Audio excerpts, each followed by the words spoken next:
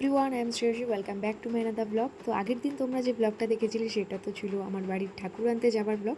আর আজকের এই ব্লগটা হতে চলেছে আমার বাড়ির সকালের পুজোর ব্লগটা, মানে শিব পুজোর সকালের ব্লগটা এটা।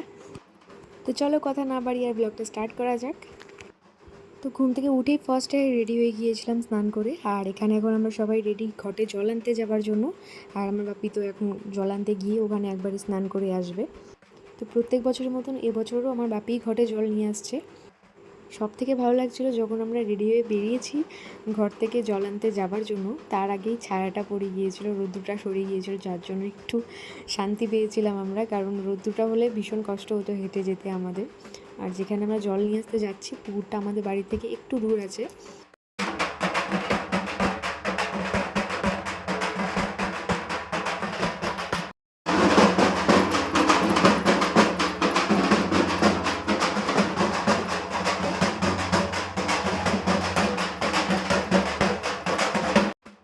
আর এই তো পুকুরটায় আমরা চলে এসেছি। এখন যা কিছু নিয়ম করবার আছে সেগুলো মা করে বাপি ঘটে জলটা নিয়ে নেবে।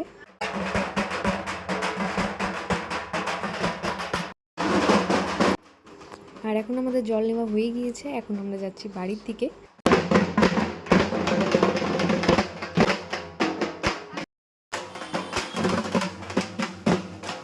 তো চলেও এসেছি আমরা বাড়িতে। আর ব্লগটা আমি অনেকটাই চেষ্টা করেছি শর্ট করে করবার জন্য, কিন্তু সেটা হয়নি, অনেকটাই লেন্দি হয়ে গিয়েছে।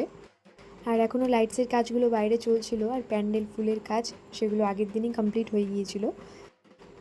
যেরকমটা দেখতে পাচ্ছ ঠাকুরটা কিন্তু আগের দিন এনে এখানেই রাখা হয়েছিল, সেজন্য রাত্রে এখানে একটা গেটের মতন দেওয়া হয়েছিল, যাতে বিড়াল কুকুর রাত্রে যেগুলো ঘোরাফেরা করে সেগুলো যাতে কোনো ক্ষতি না করতে পারে মূর্তিটা, সেজন্য।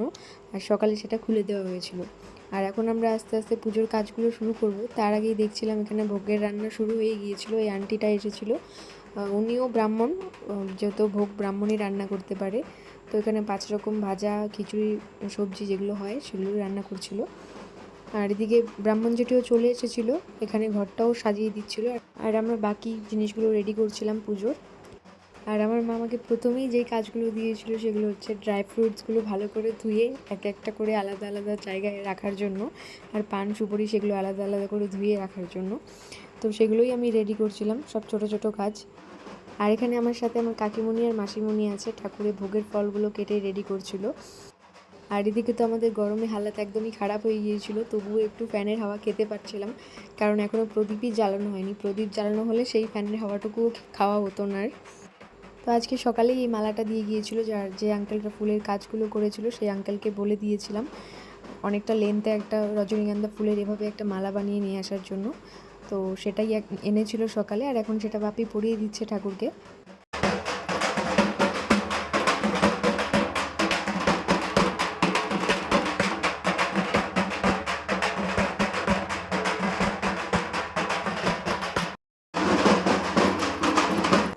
এত জিনিসের মাঝখানে ছোট্ট দুটো জিনিস পুজোর হারিয়ে গিয়েছিল, মানে খুঁজে পাওয়া যাচ্ছিল না। তো ফাইনালি সেগুলোও খুঁজে পাওয়া গিয়েছে। আর আমার বোন আমাকে বলছিল আনারসটা নাকি আমি কাটতে পারবো না। তো আমি বললাম থাক, আজকে আর ওগুলো এক্সপেরিমেন্ট করার সময় নেই, অন্য দিন হবে, কিন্তু কাটতে পারবো। আর এখানে যেগুলো জিনিস ভোগের রেডি হয়ে গিয়েছিল সেগুলো আমি একটা একটা করে ঠাকুরের সামনে উপরে রেখে দিচ্ছিলাম। আর এখন এখানে ব্রাহ্মণ জেঠু আমাকে কিছু বুঝিয়ে দিচ্ছিল নিয়ম, যেগুলো ঘটের ওপর রাখতে হবে, ফুল বেলপাতা দিয়ে আরও অনেক কিছু দিতে হবে। তো সেগুলোই বুঝিয়ে দিচ্ছিল। আর এখানে আমি একটা ঠাকুরের জন্য মালা নিয়ে এসেছিলাম আগের দিন, তো সেটাও এখন পরিয়ে দেবো। আর এই পুজোতে কিন্তু 3টে ব্রাহ্মণ এসেছিলো, যাকে তোমরা দেখতে পাচ্ছ এখন স্ক্রিনে, ব্রাহ্মণ জেঠু, ওই জেঠুই সব পুজো করেছিল, যজ্ঞ থেকে শুরু করে সব। আর একটা দাদা এসেছিলো, ওই দাদাটাও ব্রাহ্মণ, ওই দাদাটা ঠাকুরকে স্নান করানোর মন্ত্র থেকে শুরু করে জেঠুর অনেক কিছু এগিয়ে দিয়েছিল। আর আরেকটা আন্টি যে এসেছিলো সেই আন্টিটা ভোগের সব কিছু করেছিল, ভোগ রান্না থেকে শুরু করে সব কিছু ওই আন্টিটাই করেছিল। আর এখানে একটা নিয়ম ছিল, ফুল বেলপাতা অনেক কিছু দিয়ে কিছু মন্ত্র বলে সেগুলো ঘটের ওপর রাখার ছিল, তামার একটা পাত্রর ওপর। তো সেই নিয়মটাই করেছিলাম আমি, আমাকে বুঝিয়ে দিয়েছিল সেগুলো। তো এখানে সব কিছু জিনিস দিয়ে মন্ত্র বলে নিয়মটা করাও হয়ে গিয়েছে। আর এখানে মা আমাকে বলে দিচ্ছিল পুজোর আরও অনেক কিছু জিনিস ঘরে রাখা ছিল, সেগুলো একটা একটা করে নিয়ে আসার জন্য। আর এখানে আমি ঠাকুরকে একটা বেলপাতার মালা পরিয়ে দিচ্ছি, যেটা আমি আগের দিন রাত্রে বানিয়ে রেখেছিলাম। এই বেলপাতার মালাটাই বানাতে ভীষণ সময় লাগে, সেজন্য প্রত্যেক বছর এটা আগের দিন রেডি করে রাখি আমি। আর এখানে এটা ঠাকুরের ঝান্ডাটা, মানে যেটা পতাকাটা হয়, তো তো সেটাও আমি রেখে দিয়েছি সাইডে। আর এদিকে আমার শাড়ি এতটাই নিচু হয়ে গিয়েছিলো যে হাঁটতেও অসুবিধা হচ্ছিলো, তো কী আর করা যাবে। তারপর এখানে কিছু পেপারস পেতে দিচ্ছিলাম, কারণ আগের দিন রাত্রে বৃষ্টি হওয়াতে একটু ভিজে গিয়েছিল জায়গাটা, সেই জন্য পেপার পেতে দিচ্ছিলাম। তার ওপর একটা ম্যাট পাতা হয়েছিল। আর এদিকে আরেকটা মালা আনা হয়েছিল, সেটা হলো রুদ্রাক্ষের মালা।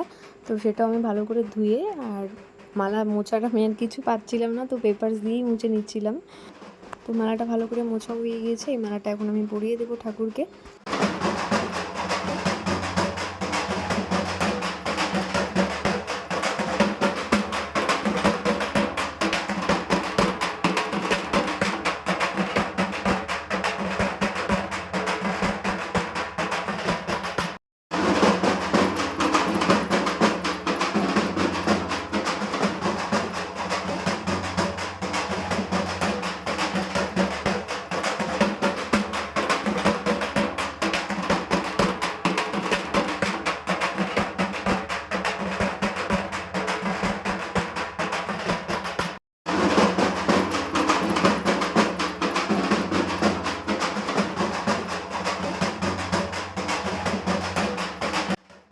আগের দিন রাত্রে কিছু ফুল আনিয়েছিলাম, আর ফুলগুলোর হালাত সকালে এত বাজে হয়ে গিয়েছিলো যে বলার বাইরে।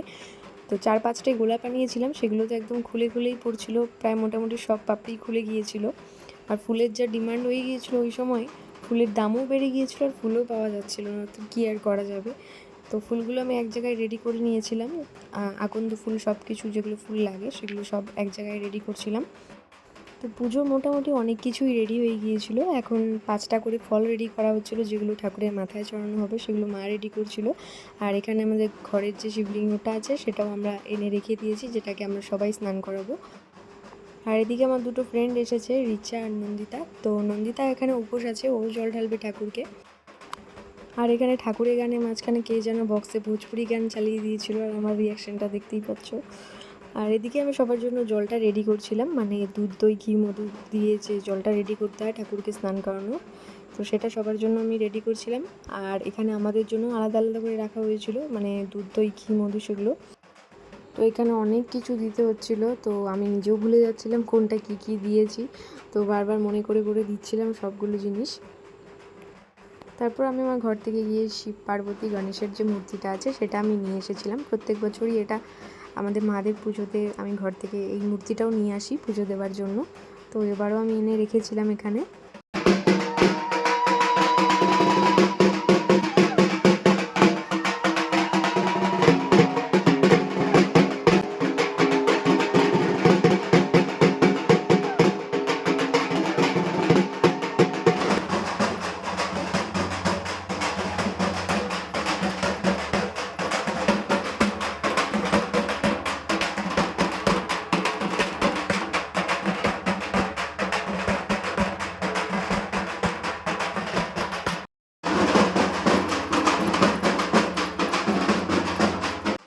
তো ঠাকুরকে জায়গা মতন বসিয়েও দিয়েছি, আর ঠাকুরকে একটা ফুলের মালাও পরিয়ে দিয়েছি।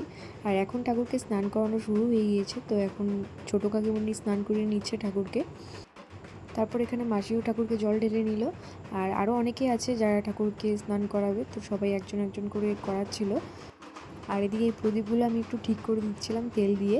এই প্রদীপগুলো দুপাশে দুটো রাখার জন্য আনা হয়েছিল, কিন্তু ওপাশে যেহেতু ঠাকুর আছে জল ঢালা হচ্ছিল, সেই জন্যই ওপাশে রাখা হয়নি। আর এখন আমার বোনও স্নান করে নিল ঠাকুরকে। আর এই তো আমার সাথে আছে আমার দুজন ফ্রেন্ড। আমার ফ্রেন্ডরা এমনি সময় আমাকে খুব বলে যে ব্লগ কেন বানাচ্ছিস না, ব্লগ কেন বানাচ্ছিস না। তো ওদের সামনে যখন আমি ক্যামেরাটা অন করি সবগুলো পালাই, জানি না আমি কেন। তো পুজোর এই ব্লগটা আমি মোটামুটি ছোটো ছোটো একদম ক্লিপসগুলো আমি অ্যাড করে এই ব্লগটা বানিয়েছিলাম। ওরকমভাবে সময় পাইনি, তবুও অনেক ভিডিও ছিল যেগুলো ব্লগে দেওয়ার মতো। তো এখানে যে বান্ধবীটা উপোস থেকে এসেছিলো আমি বলেছিলাম নন্দিতা, তো ও জল ঢেলে নিচ্ছে, আর ওর জন্য মা ফল ফুল বেলপাতা সব কিছু রেডি করে রেখেছিল। তো ও জল ঢেলে নিল, তারপর আমার ছোটো কাকাই জল ঢেলে নিল। তো এখন দুপুর 3টে বেজে গিয়েছিলো, সবার হালাত আস্তে আস্তে খারাপ হয়ে যাচ্ছিলো, আমার বোনের বিশেষ করে। আমার বোন একদমই উপোস থাকতে পারে না। আমার কোনো অসুবিধা হচ্ছিলো না, কারণ আমি সোমবার মঙ্গলবার করে আমি উপোস থেকেই পুজো দিই, তো অনেক টাইম পর্যন্ত উপোস থাকার আমার অভ্যেস আছে, সেজন্য আমার কোনো অসুবিধা হচ্ছিলো না। বাকি আমার বোনের সব থেকে বেশি অসুবিধা হচ্ছিলো, ও উপোস একদমই থাকতে পারে না, তবুও থেকেছিল। তার উপর আবার বেচারির এক্সাম ছিল, তো উপোস থেকে এক্সাম দিয়েছিল। আর এখানে দেখতে পাচ্ছ এই জায়গাটা কিন্তু ফাঁকা রাখা হয়েছে। আমি বলেছিলাম ফাঁকা রাখতে, ফুল দিতে বারণ করেছিলাম, কারণ এখানে হবে যজ্ঞ আর যজ্ঞের আগুনটা অনেকটা উপরে ওঠার জন্য এখানে ফুল লাগাতে বারণ করেছিলাম। ফুলগুলো অনেকটা লেন্থে থাকে, সেজন্যই এখানে ফুল লাগাতে প্রত্যেক বছরের মতন এবছরও বারণ করেছিলাম। আর ঠাকুরের ব্যাকগ্রাউন্ডের ডেকোরেশনটা তো দেখতেই পাচ্ছ, পুরোটা রেড আর গ্রিনের কম্বাইন করে করতে বলেছিলাম, আর ভীষণ সুন্দর হয়েছে, সবাই তো খুব ভালো বলেছিল। আর এই তো দেখতে পাচ্ছ এরা ক্যামেরা দেখে একদম মুখ ফুক ঢেকে একাকার, আর আমার তো ভীষণ ভালো লাগে এদের ইরিটেট করতে।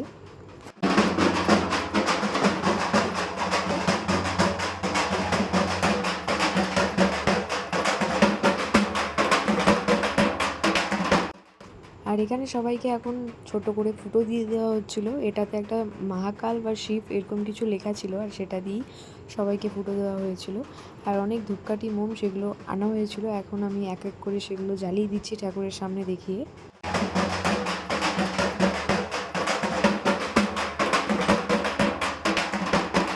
তো ঠাকুরের জন্য যেগুলো ভোগ রান্না করা হয়েছিল সেগুলো রান্না হয়ে গিয়েছে, এখন সেগুলো সব এক জায়গায় সাজিয়ে নিয়ে যাওয়া হবে ওখানে। আর এদিকে পুজোতেও বসে পড়েছে বাপি। আর বাইরের গেটটা ঠিক এভাবে রেডি করা হয়েছিল, রেড গ্রিন কালার দিয়ে আর মাল্টি কালার ফুল দিয়ে করা হয়েছিল। আর দেখতে পাচ্ছ ওপরে একটা মহাদেবের স্ট্যাচু রাখা রয়েছে। আর এদিক দিয়ে গরু ঢুকে যাচ্ছিলো, কারণ এই গরুগুলোকে রোজ দিন খাবার দেওয়া হয়, তো বাড়িটা ওদের খুব ভালো করেই চেনা। তো আজকে আর প্যান্ডেলের ভেতরে ওদের খাবার দেওয়া হয়নি, তো ওদের বাইরে খাবার দেওয়া হয়েছিল, তো সেখানেই দিয়ে আসলো। তো প্যান্ডেলের ভেতর ঢুকেই ফার্স্টে ডান সাইডে প্রত্যেক বছরের মতন ঠাকুরের জায়গাটা করা হয়েছিল, আর তার সোজাসুজি করা হয়েছিল প্রসাদ খাবারের জায়গা, আর তার সাইডে ছিল লোক বসার জায়গা, এই যে দেখতেই পাচ্ছ এখানে। আর এই তো আমাদের বান্ধবীদের আমি নিয়ে চলে এলাম, কারণ ওদের পুজো দেওয়া হয়ে গিয়েছে, একজনই পুজো দিয়েছিল, তো জল ঢালা হয়ে গিয়েছিলো, ও বাড়িতে চলে যাবে, সেজন্যই ওকে বলেছি যে খেয়ে নিতে। আর এখানে ওরা মুখ ঢেকে আছে, দেখতেই পাচ্ছ ওদের অবস্থা। আমার ভিডিওসগুলো দেখে এখন ভীষণ হাসি পাচ্ছিল। তো ওদের আমি এত জ্বালিয়েছি, ওদের শান্তিতে খেতেও দিইনি না, আর বেশি জ্বালাইনি। আমি ওদের বসিয়ে আমার বোনকে রেখে আমি চলে গিয়েছিলাম যেখানে পুজো হচ্ছিলো সেখানে। ওদের খাবার দাবার বোন ছিল ওখানে, ও দেখছিল। তো আমার মারও পুজো দেওয়া এখানে হয়ে গিয়েছে, মানে জল ঢালা। তো অনেক লম্বা প্রসেস থাকে, আমি একদমই শর্ট করে দেখিয়েছি। আর এখানে এখন তারপর আমি জল ঢালছি, আর সবার আগে জল ঢেলেছিল আমার বাপি, তারপর আমার মা, আর এখন আমি জল ঢেলে নিচ্ছি। ফার্স্টে ঠাকুরকে গঙ্গা জল দিয়ে ধুয়ে তারপর একটা মালা পরিয়েছিলাম ঠাকুরকে, আর তারপর এক এক করে দুধ, দই, ঘি, মধু সব কিছু আলাদা আলাদা করে দিয়ে স্নান করিয়েছিলাম। তো যতটুকু শর্টে পেরেছি সবটাই দেখানোর চেষ্টা করছি।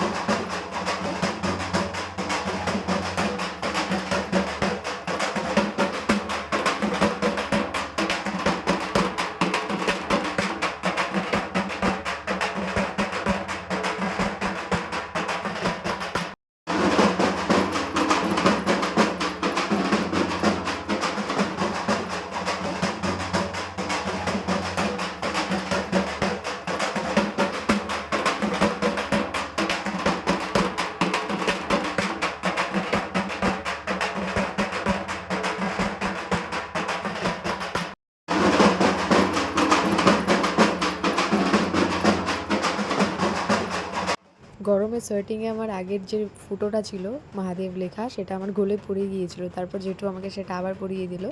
আর ঠাকুরের জন্য আমি দুটো গোলাপ নিয়ে এসেছিলাম, যে শিব পার্বতীর যে মূর্তিটা আছে সেটার জন্য, তো একটা আমি আগে দিয়েছিলাম, এখন আমি আরেকটা দিয়ে নিচ্ছি এখন। আর হুট করে ওয়েদারটা ভীষণ খারাপ হয়ে গিয়েছিল, হঠাৎ করে হাওয়া চালানো শুরু হয়ে গিয়েছিল। আর প্যান্ডেলের শেষ মাথায় করা হচ্ছিলো রান্না, বাড়ির সবার জন্য রান্না করা হচ্ছিলো, আর সন্ধেবেলা ইনভাইটেড সবার জন্য প্রসাদ রান্না করা হচ্ছিলো। তো তার মাঝখানে এরকম ওয়েদারটা খারাপ হয়ে গিয়েছিলো। আর এখন যজ্ঞর জন্য সব কিছু রেডি করছে, আর ঠাকুরের ভোগও রেডি, তো সেগুলোও এক এক করে নিয়ে আসছে এখন।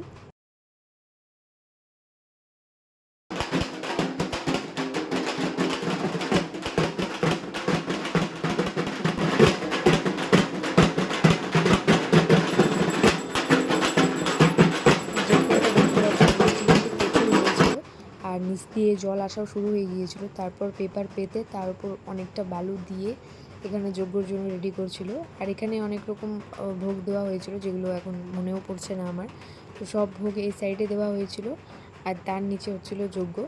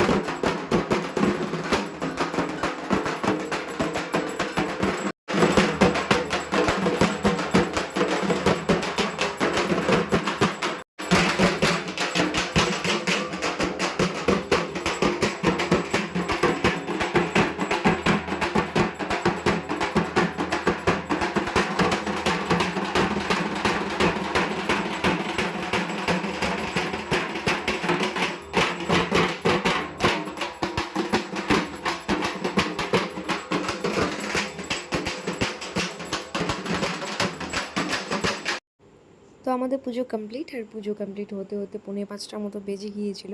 তো ব্লগটা আমি এখানে এন্ড করছি। তো আজকের জন্য বাই, দেখা হচ্ছে নেক্সট ব্লগে।